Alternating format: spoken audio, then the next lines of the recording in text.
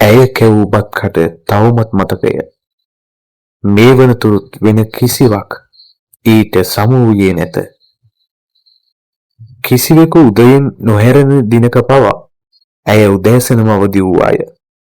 මුළු තරුණ වියම දුම්මැස්ස ළඟ ඇය දිය කළාය. විවාහ යෝජනා 100ක් 200ක් ඉක්මවා ඇයට ආවාය. මේ දරුවෝ එක්ක තමා මාව බාර ගන්න වෙන්නේ යයි සිනාසෙමින් කියමින් ඇය ඒ සියල්ල ප්‍රතික්ෂේප කළාය. මා සහ නංගී පාසල් ඇරී එනතුරු ඇය දොරකඩ ළඟ බලා සිටියාය. මුළු තරුණ වියම ඇය අපි නිසා දිය කළාය. අප ගෙදර නැති බොහෝ දවස්වල සරලයන් ඇය වටා කැරකුණෝය. නමුත් ඇය පත්තිනි සරුවටත් වඩා ඇගේ සළුව රැක්කාය.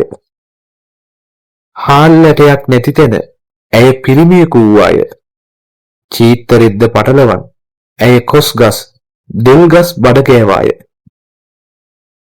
පලා විකුණා ලැබුණු සොච්චමත් මදි වූ තැන අපට හිඩසක් නොදැනුණෝය. ඇගේ කන්පෙතිවල කරපිංචා නැට්ටක් දෙකක් තිබීය. ගමට එහා ලෝකය ගැන හාන් කවසියක්වත් ඇය නොදැන සිටියාය. නමුත් ඇය සිළුමිණ පත්තරේ පමණක් සතිපතා රූප බැලුවාය. පෙරදා රාත්‍රියේ තරුණ වියේදීම වයසට ගිය ඇය අවසන් හුස්ම හෙළුවාය. හෘදයේ ක්‍රියාකාලය කල්ලිකුත් වී ඇති බව වෙදදුරෝ පැවසුවෝය.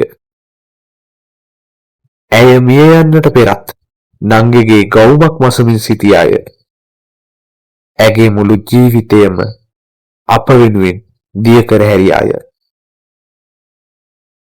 ඉතින් නුඹ අම්මා නැති අපට අක්කෙක් නොව අම්මා වූවාය.